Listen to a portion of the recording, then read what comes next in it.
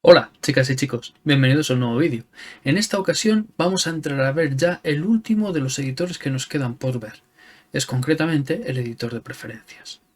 El editor de preferencias, para poderlo ver en condiciones, lo que voy a hacer en esta ocasión va a ser ponerlo aquí, sustituyendo la vista 3D. Y así lo vamos a poder ver perfectamente. ¿De acuerdo? El editor de preferencias lo estuvimos viendo ya hace bastante tiempo, si estás siguiendo los vídeos según va tocando, porque creo que lo vimos, no sé si fue en el segundo capítulo de todo el curso. Al menos estuvimos viendo los parámetros principales que podíamos configurar para tener una presentación inicial de nuestro Blender, ¿vale? Para trabajar con él, con algunas recomendaciones, etcétera, sobre el idioma, ¿vale? Entre otras cosas. Entonces, ahora vamos a verlo más en profundidad. Ya llevamos el curso bastante avanzado, estamos en la sección que toca estar para poder explicar esto y lo vamos a explicar, ¿vale? Como estáis viendo, la composición de este editor carece, o bueno, no carece, dispone de un encabezado donde podremos seleccionar un pequeño menú para seleccionar opciones del área en el que nos encontramos y preferencias de el editor, ¿de acuerdo? Donde podremos activar el autosalvado que por defecto viene activo, ¿vale? Ya os lo estuve explicando inicialmente, ¿vale? Y podremos realizar una copia de las preferencias y volver a cargar valores de por defecto de Blender, ¿de acuerdo? Vamos a intentar, a ver, dejadme ver una cosa. Sí, un segundito, un momentito. Ya estoy por aquí. Bien, he sacado esta ventana. He puesto esto para que podáis ver esta ventana emergente porque no os aparecía. En esta ventana emergente aparece este botón de aquí. Este botón de aquí lo que nos va a mostrar son precisamente esas mismas preferencias que estábamos viendo antes, ¿vale? Creo recordar que en esos capítulos iniciales, cuando estuvimos viendo esto, vimos esta ventana y vimos este botón, ¿vale? Bueno, voy a cerrar porque no hay ninguna otra diferencia entre lo que estamos viendo aquí y lo que hay aquí, ¿vale? Así que vamos allá. Eso en cuanto al encabezado. Y luego en la región principal, pues tenemos esta sección de aquí, donde tenemos una serie de pestañas, donde podremos, bueno, pestañas o botones de selección, como lo queráis denominar, ¿vale? Donde vamos a poder elegir qué es lo que queremos ver en la región principal, ¿vale? En esta zona de aquí. Todo esto está agrupado en diferentes botones, ¿vale? Tenemos una primera parte que va a afectar a temas relacionados con la interfaz y configuraciones de visualización y edición de, lo diré, de Blender, ¿vale? Luego tenemos un botón que está separado, que son todos los complementos con los que Blender cuenta ya por defecto, además de los que nosotros podamos ir añadiendo e incluyendo aquí, ¿vale? Luego tenemos otro grupo que hace referencia a dispositivos de entrada, pues el teclado, el ratón, cómo navegar en la interfaz, ¿vale? Y luego otro pequeño grupo que está destinado a características o propiedades para configurar cómo queremos que se graben nuestros objetos, dónde se van a encontrar nuestros assets, por ejemplo, ¿vale? Y otras configuraciones.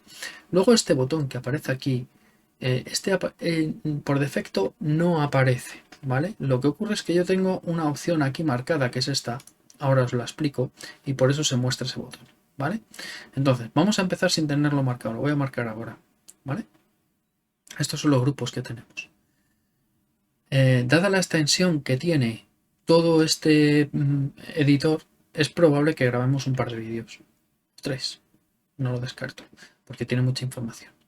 Entonces, vamos a ir avanzando y a ver hasta dónde vamos llegando, ¿de acuerdo? El primer botón de selección o la primera pestaña, o como lo queráis entender, es interfaz, ¿vale?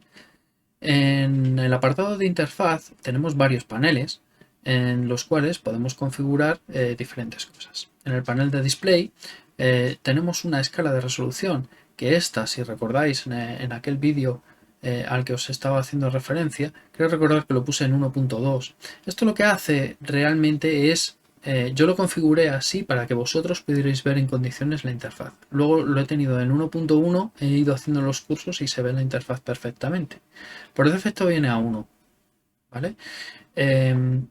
Esto lo que hace es escalar ya no solo el texto, sino también los iconos que tenemos en pantalla y todo lo que hay y lo escala de una forma relativa, ¿vale? Si yo le doy a incrementar aquí, iréis viendo que esto cada vez se va haciendo más grande, ¿vale? Si pongo aquí 1,4 por ejemplo, la coma no la admite, tiene que ser un punto, entonces hago 1.4, ¿vale? Porque estoy con el idioma en inglés, ¿vale? 1.4, pues veis que se ve más grande, ¿vale? 1.1, que es como estaba, ¿vale? Y así lo vamos a dejar, ¿de acuerdo? Luego tenemos el grosor de las líneas, que viene la opción predeterminada o por defecto, ¿vale? Aquí podremos seleccionar entre fino, por defecto, y think, ¿vale? Thin y think. Esto es con mayor grosor, ¿de acuerdo? Pues son las escalas que van a tener las diferentes líneas y puntos que hay en la interfaz, ¿vale? Como pueden ser, por ejemplo, los contornos de los botones o los puntos de los vértices, ¿vale? En la vista 3D. Luego podemos seleccionar si queremos que al arrancar Blender nos aparezca o no la splash screen, que es esta ventanita donde tenemos el gráfico inicial de entrada de Blender y tenemos diferentes opciones, ¿vale? Echad un vistazo al segundo capítulo, creo que es, de los conceptos generales, porque ahí está explicado lo que es la splash screen. Las opciones de desarrolladores. Yo la tenía marcada porque cuando vamos llegando a algo que se muestra en Blender y que se muestra a través de este panel, me gusta explicaroslo. Ya lo hice en algún capítulo anterior con unos identificadores de geometrías, de caras, creo que eran algo así, ¿vale? Bien, esto lo que activa son una serie de elementos distintos de menú para ayudar a los desarrolladores. Aquí podremos tener, por ejemplo, en las opciones de F3, en la ventana de la vista 3D, que es una pulsando F3 lo que sacamos es la ventana de búsquedas, ¿vale? Pues ahí podremos realizar búsquedas de operadores, por ejemplo, si tenemos activo esta opción. También, por ejemplo, podremos ver opciones de caché en el editor, ¿vale? También hay otra serie de opciones, ¿vale? Que van a ir apareciendo en diferentes partes de Blender, ¿vale? Está orientado a desarrolladores. Si queréis una información más exhaustiva de esto, pasaros a ver el manual, ¿de acuerdo? Toda esa parte está traducida ya, la tengo traducida. De hecho, del manual ahora mismo, en este momento que estoy grabando, voy por la sección de modelado, por lo que son las superficies. Esa es la parte que estoy traduciendo ahora. Todo lo anterior en el menú, o sea, sí, en el índice del manual, todo lo que hay antes está todo traducido, ¿de acuerdo? Al español, quiero decir, claro, lógicamente. Luego tenemos los tooltips, ¿vale? O los paneles de información que nos aparecen cuando nos ponemos con el ratón encima de cualquier opción, ¿vale? Esa ventanita que acaba de aparecer es un tooltip. Y si lo tenemos chequeado, pues aparecerán. ¿Que no está marcado? No aparecerán. Y hay tooltips también para Python, ¿vale? Para mostrar comandos de Python concretamente. Eso en el panel display. Luego tenemos el panel editores, ¿vale? Y en el panel editores lo que vamos a tener son la region overlap. La region overlap o las superficies o superponer regiones, perdonad, lo que va a hacer es que las regiones se superpongan a la vista, ¿vale? Por ejemplo, la barra de herramientas o la barra lateral, ¿de acuerdo? Si esa opción no está marcada, no se van a superponer a la vista, ¿vale? Luego tenemos los controles de navegación. Los controles de navegación, si lo tenemos marcado, se van a mostrar en la vista 3D en la parte superior derecha, ¿vale? Que de hecho, si hacemos, a ver, si lo podemos ver, serían estos, ¿vale? Si yo quito los controles de navegación, desaparece, ¿vale? ¿De acuerdo? A ver, así. Bien, seguimos, que me voy entreteniendo. El Color Picket Type es cómo queremos que se muestre el selector de color, ¿vale? Los selectores de colores. En principio está esta opción que es Circle y Hue, Saturation and Value, ¿vale? Para que lo entendáis, si yo pincho aquí, ¿veis? Esto es esa configuración. Tenemos otras, por ejemplo, HSL, que es Hue, Saturation and Luminescence, ¿vale? Que es luminiscencia, ¿de acuerdo? Entonces, si yo selecciono esa opción, fijaros cómo cambia nuestro selector de color, ¿vale? Y así con las diferentes opciones. O sea que esta opción lo que nos va a permitir es definir cómo queremos que se vea eso, ¿vale? La posición del encabezado. Si queremos que el encabezado se muestre donde aparece según estamos trabajando, puede que abramos algún proyecto, el encabezado aparezca en la parte inferior, por ejemplo, pues que aparezca allí donde esté, ¿vale? Que aparezcan siempre arriba o que aparezcan siempre abajo. Esto hace un tiempo, cuando se hizo la transición de la versión de Blender 2.79 a la 2.80, podría tener sentido el tener este apartado de configuración, porque en las versiones 2.79 hacia atrás los encabezados estaban en la parte inferior del área en el que estábamos, ¿vale? Y en la versión 2.80 los encabezados encabezaban las áreas en la parte superior, ¿vale? Entonces, aquellos que tenían todavía el hábito de trabajar con los encabezados abajo, podían venir aquí y seleccionar un botón para que se pusieran en la parte inferior, ¿vale?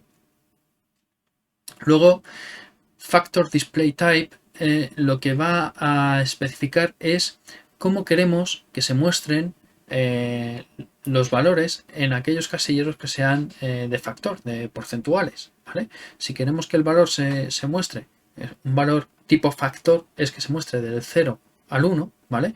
Y un valor tipo porcentaje es un valor del 0 al 100, ¿vale? En porcentaje, ¿de acuerdo? Por defecto está en factor y muchos sliders de estos eh, funcionan en ese rango, de 0 a 1, ¿vale? Incluso en los nodos también y demás. Esto afecta a eso. Editores temporales. Los editores temporales hacen referencia a determinadas ventanas que aparecen por defecto. Si trabajáis por defecto con estas versiones de Blender con las que estamos ya y lanzáis, por ejemplo, un renderizado de una escena, os habréis dado cuenta de que se abre una ventana aparte, ¿vale? Es esto, ¿vale? Esta opción de aquí, de Render In, y el File Browser también, cuando queremos abrir un archivo o realizar una copia de un archivo o tal, se nos abre una ventana aparte, ¿vale? Y aquí es donde especificamos si realmente lo que queremos es que se abra una ventana aparte, o bien si lo que queremos es que se mantenga en una ventana en la interfaz del usuario, ¿vale? Que se maximice un área, ¿vale? Etcétera, ¿vale? Y aquí configuraremos cómo va a aparecer esa ventana, si es que va a aparecer, o cómo se va a integrar en nuestro espacio de Blender, ¿vale? Luego tenemos la barra de estado. Y aquí lo que vamos a configurar es qué queremos ver en esa barra de estado. Por ejemplo, las estadísticas de la escena, ¿vale? O la memoria que estamos ocupando del sistema, o la memoria de vídeo, ¿vale? O bien la versión de Blender que aparece aquí, ¿vale? Aquí tenemos las estadísticas, ¿vale? Y si añado la memoria, pues nos aparece aquí abajo, 37,7, ¿vale? Y si añado la memoria de vídeo, pues ahora mismo casi nada, 1,4/6, ¿vale? Por lo tanto, estas opciones de aquí lo que van a hacer es mostrarnos o no más información aquí en la barra de estado, ¿vale? El siguiente panel que tenemos, ya hemos visto dos, es el de traducción, ¿vale? Y en el panel de traducción aquí podremos seleccionar el idioma en el que queremos que nos aparezca absolutamente todo en Blender. Como estáis viendo, yo he puesto Spanish, ¿vale? Español, pero solo lo tengo para que afecte a los tooltips, ¿vale? Y en muchas ocasiones habréis visto que he iniciado vídeos, me he puesto a explicaros cosas y tengo la interfaz en español. Yo es que no es que trabaje con Blender en español, es que estoy traduciendo el manual de Blender. En muchas ocasiones me tengo que venir aquí para poder poner en el manual cómo aparecen literalmente determinados campos o determinados parámetros dentro de Blender en español, ¿vale? Para hacer la traducción correctamente. Entonces lo tengo en español para eso, pero solo los tooltips. Esta opción, como ya os estaba diciendo y ya expliqué en su momento en el otro menú, lo que indica, estas opciones indican en dónde queremos que el idioma tenga impacto, ¿vale? O tenga efecto. En los tooltips, que son las ventanitas estas que estáis viendo ahora mismo, por ejemplo en pantalla, ¿vale? En la interfaz, que lo que va a hacer es ponernos toda la interfaz en español, en este caso porque tengo el español puesto. Si tuviéramos, no sé, turco-chipriota, pues aparecería en turco-chipriota, ¿vale? Traduciría la interfaz. Y los datos nuevos que también los podría traducir, ¿vale? De tal manera de que los nuevos objetos que vaya creando, pues en lugar de llamarse cube, se llamaría un cubo, por ejemplo, ¿vale? El siguiente panel que tenemos es el del procesamiento de textos, ¿vale? Donde podemos activar el anti-aliasing, ¿vale? Anti-aliasing, ¿vale? Que cuando no está habilitado, los textos se procesan o se renderizan utilizando la representación del texto tal cual, ¿vale? Rellenando solo los píxeles absolutos del texto. También tenemos la definición o hinting que aparece aquí, ¿vale? Y aquí lo que vamos a poder es ajustar las definiciones de las fuentes, controlar el espacio y la nitidez de la visualización del texto, ¿vale? También tenemos la tipografía de la interfaz, ¿vale? Las fuentes, ¿vale? Que es una tipografía de la interfaz y la tipografía con espaciado constante o monoespaciada, ¿vale? Monoespaciada, Courier, por ejemplo, que es una que cada carácter ocupa exactamente el mismo tamaño. Una tipología que no es monoespaciada, Arial, por ejemplo, no es monoespaciada. La L ocupa menos ancho que la A mayúscula, por ejemplo, ¿vale? Y aquí podremos definir cuál es la que queremos predeterminar, ¿de acuerdo? Después tenemos los menús, opciones para los menús, ¿de acuerdo? Y aquí tenemos, si marcamos esta opción, lo que va a ocurrir es que los menús, según posemos el ratón por encima de cualquier opción de menú, pues se va a desplegar, ¿vale? Las opciones de top level y sublevel, el valor que contienen es el delay que va a haber a la hora de abrirse un menú, ¿vale? No van a ser 5 segundos. El retraso de tiempo es una décima parte de un segundo, ¿vale?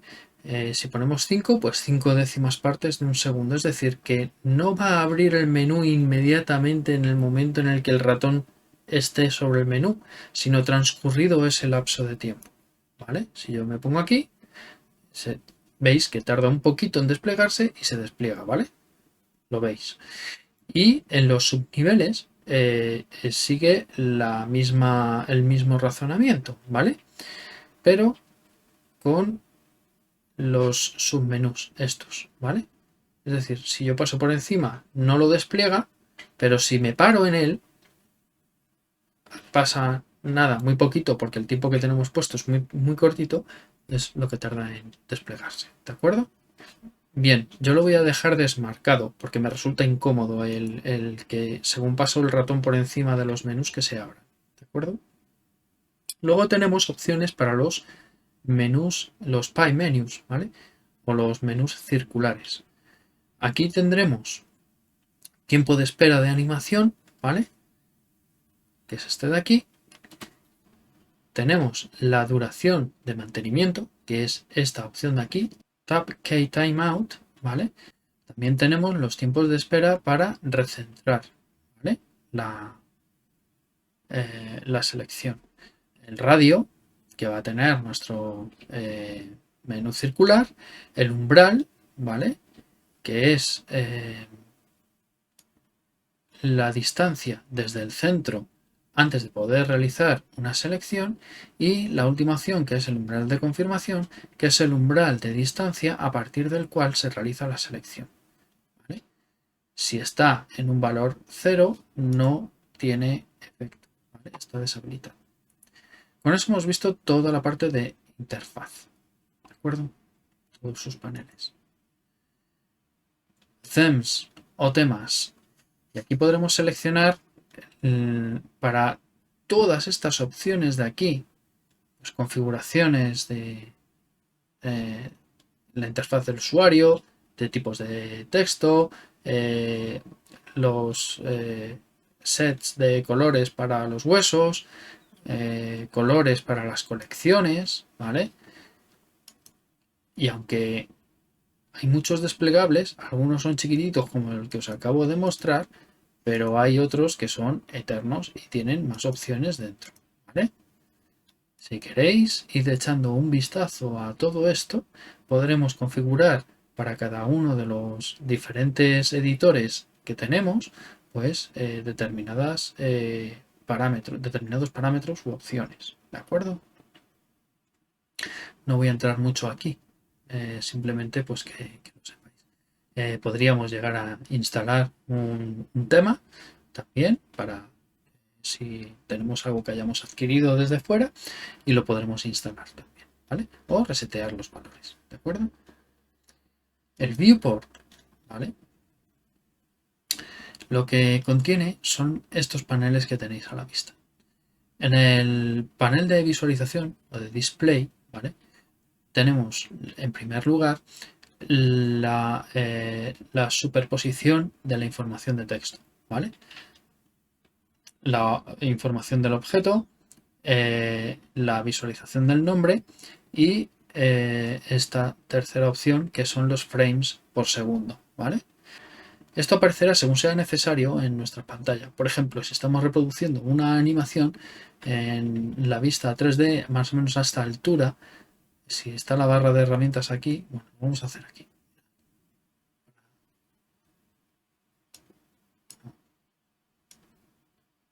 En la vista 3D, por ejemplo, si nosotros reproducimos una animación, por aquí nos aparece los frames por segundo, ¿vale? A los que está reproduciendo la imagen, ¿vale? Información del objeto, que está ahí, ¿vale? Podemos ocultar. Y el nombre, ¿vale? De la vista que tenemos, ¿vale? El nombre de la vista. También podremos pedir, indicar qué tamaño va a tener el gizmo, ¿vale? El manipulador. Y esto hace referencia al manipulador, por ejemplo, este, ¿vale? ¿Veis? El tamaño de la previsualización HDRI también. Los ejes en el viewport, ¿vale? Si no van a estar, ya veis que se han quitado. Si va a ser un eje simple, al estilo de 3ds Max o Maya, o bien si va a ser una navegación interactiva, que es la opción que tiene configurada por defecto Blender, ¿de acuerdo? Después, el tamaño. Nada que decir, lo estáis viendo, ¿vale? Esto en cuanto a la visualización. El siguiente panel que es el de calidad, ¿vale? Nos muestra parámetros para el suavizado de bordes en la vista, ¿vale? El viewport anti-aliasing, ¿vale? Y con esto vamos a controlar pues, el suavizado para una mayor calidad o menor calidad, dependiendo de lo que deseemos, ¿de acuerdo? Luego tenemos para suavizar las estructuras, ¿vale? Wires es las estructuras de malla, ¿vale? Las aristas, lo que vamos viendo cuando vemos la estructura de malla de una geometría, ¿vale? Y vamos a tener la opción para superponerla, ¿vale? Que quede superpuesta a nuestra geometría, ¿vale? Para que la veamos. Y en modo de edición, que lo que va a hacer es mostrar la estructura de malla suavizada en modo de edición, ¿vale? En cuanto a las texturas, podemos especificar parámetros para limitar el tamaño, que lo que va a hacer es limitar la resolución máxima de las imágenes utilizadas, ¿vale? De momento está deshabilitado porque no nos interesa, pero puede que en un momento determinado queramos que la resolución máxima de las imágenes sea X, ¿vale? Para no saturar la máquina o por la circunstancia que sea, y lo podremos configurar aquí, ¿vale? Ups. La siguiente opción es el filtro anisótropo, ¿vale? Anisotropic filtering, ¿vale? Que establece el nivel de filtrado anisotrópico, ¿vale? Lo que va a hacer esto es mejorar la calidad de las texturas que se van a representar y se va a ver perjudicado por ello el rendimiento de nuestra máquina, ¿vale? Lo tenemos más por un lado, menos rendimiento por otro, ¿vale? Luego tenemos recortar alfa, ¿vale? El clip alfa, que lo que va a hacer es recortar el alfa por debajo del umbral que especifiquemos en la vista 3D, ¿vale? Finalmente, en este panel, lo que tenemos es el método de visualización de imágenes, que por defecto está en automático, ¿vale? Y en lo que impacta es en la forma en la que se va a procesar la imagen, ¿vale? Los cálculos que hace por dentro, si va a utilizar la GPU, la CPU, etcétera, ¿vale? A esto impacta este panel, estos parámetros que seleccionemos, ¿de acuerdo? El siguiente panel que tenemos a la vista es el panel de selección, donde solo tenemos una opción, que es para utilizar la profundidad de GPU. Esto lo que va a hacer es utilizar un método alternativo de selección que usa la información de profundidad para seleccionar los elementos que se encuentran más cerca de nosotros, ¿vale? Más próximos a nosotros. Finalmente, la subdivisión, si queremos que se realice por GPU, ¿vale? Para subdividir la malla con un modificador de Subdivision Surface o subdivisión de superficie, pues nos puede interesar que utilice la GPU siempre en determinadas circunstancias. El siguiente panel es el de iluminación. Y en este panel lo que vamos a tener es parámetros para poder configurar cómo se va a iluminar nuestra vista 3D durante este modo de vista, ¿vale? Que es la vista sólida, que se denomina, ¿vale? Entre otras cosas, ¿vale? No tiene que ver con las luces de escena, ¿vale? Sino con cómo queda iluminada la escena. O sea, ahora mismo lo estamos viendo, no tenemos, o sea, hay una luz ahí y tal, pero lo que estamos viendo no viene de la iluminación de los objetos que tenemos en pantalla. Si venimos aquí a la vista de renderizado, pues con Cycles, por ejemplo, veréis que no se ve un pimiento, o sí se ve porque está iluminado por esta luz, ¿vale? Pero aquí tenemos sombras. Sin embargo, aquí en la vista sólida, la iluminación es constante en todas las vistas, ¿vale? En todas las perspectivas, ¿de acuerdo? Entonces, lo que podemos hacer aquí es cargar iluminaciones virtuales para esta vista, ¿de acuerdo? Si nos interesa. En un momento determinado podemos cargar diferentes iluminaciones, ¿vale? Iluminaciones de estudio, matcaps, que es esto de aquí, ¿vale? podemos cargar nuevos matcaps o imágenes HDRI, ¿de acuerdo? Que tienen información de iluminación, etcétera, ¿vale? El menú de edición, ¿vale? Editing, contiene varios paneles. El primero de ellos es el panel de Objects. Y aquí en objetos tenemos tres subniveles, ¿vale? Para los objetos nuevos, ¿vale? Vamos a tener una opción para vincular los materiales a los datos de objeto o al objeto, por ejemplo, ¿vale? Y eso lo podremos configurar ahí. O bien que se alineen al mundo o a la vista o al cursor 3D, ¿de acuerdo? También lo podemos parametrizar de esa manera. Que cuando añadamos un objeto nuevo, que entre directamente en modo edición, ¿de acuerdo? De tal manera que si yo ahora hago mayúsculas A y pongo un círculo, pues lo tengo en modo de edición. Fijaros que se ha cambiado a modo de edición, ¿de acuerdo? Voy a hacer control Z y voy a quitar esta opción, ¿vale? O bien el tamaño de las instancias de los empties, ¿cuál va a ser? ¿De acuerdo? Luego, para la duplicación de la información, de los datos, dupliquemos, cuando hagamos un duplicado, ¿qué se va a duplicar? Se va a duplicar todo esto que está marcado.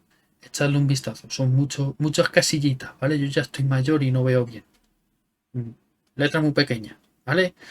Muchas casillitas. Las miráis y ponéis las que os interese y la que no os interese, pues no la ponéis, ¿vale? El siguiente panel que tenemos está dedicado al cursor 3D. Y allí tenemos una opción para proyectar el cursor en superficies, ¿vale? Y esto lo que va a ocurrir es que cuando coloquemos el cursor haciendo un clic, pues el cursor se va a proyectar sobre la superficie por debajo del cursor, ¿vale? O bien para fijar el ajuste del cursor, que esto lo que va a ocurrir es que cuando la vista está bloqueada en el cursor, cuando tenemos una vista bloqueada en el cursor, esto lo estuve explicando en algún capítulo anterior, si recuerdo en cuál fue, trato de vincularlo aquí, ¿vale? Y de marcároslo. Cuando está bloqueada así, si nosotros movemos el cursor 3D, teniendo esto marcado, lo que vamos a evitar es que la vista salte automáticamente a la posición donde está el cursor 3D, ¿vale? Es decir, si yo tengo el cursor aquí y lo muevo aquí, ¿vale? Esa vista lo que hace es centrarse en donde está el cursor 3D. O sea que si está aquí, la vista está centrada aquí, y si yo lo muevo con esta opción marcada, vamos a evitar que la ventana salte automáticamente al otro lado, ¿vale? Donde ubiquemos el cursor 3D, ¿vale? Después tenemos el panel de anotaciones, donde vamos a especificar el color por defecto que vamos a querer para realizar las anotaciones. Esto es esta opción de aquí, ¿vale? Y si yo le cambio aquí el color y le pongo este, pues, en algún momento pintaré en verde, ¿vale? Ese color es para las nuevas capas de pintar. Entonces con control, creo recordar, se borraba.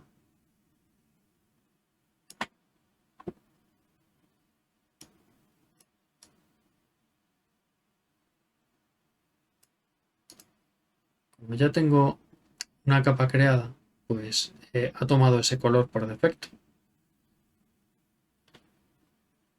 Pero la siguiente vez que ejecutáramos, al crear la capa nueva, la va a crear en este color, ¿vale? Es que me estoy parando porque estoy mirando a ver si hay alguna opción por aquí para crear una capa nueva.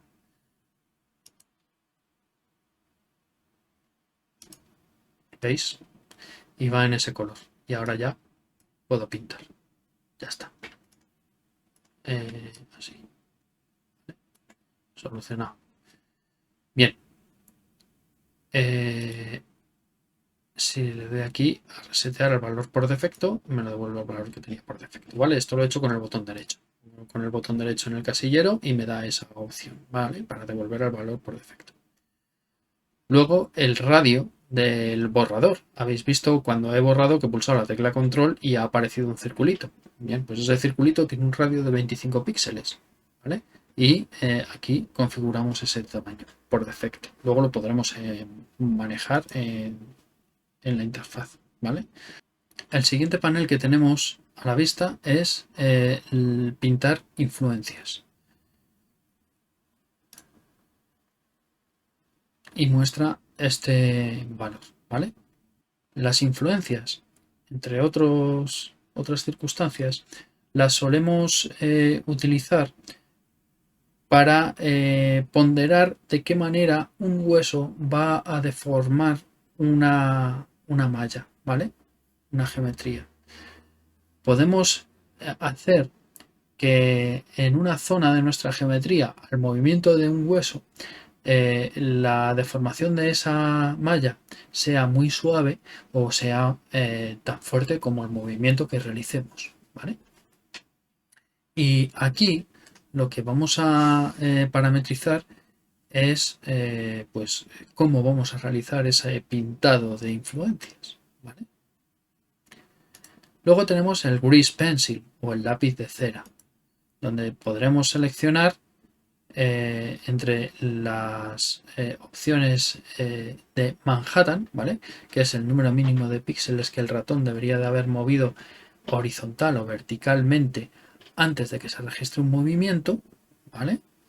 Y Euclidiano, que es la distancia mínima que el ratón tiene que recorrer antes de que se registre un movimiento cuando estamos trabajando con Grease Pencil, ¿vale?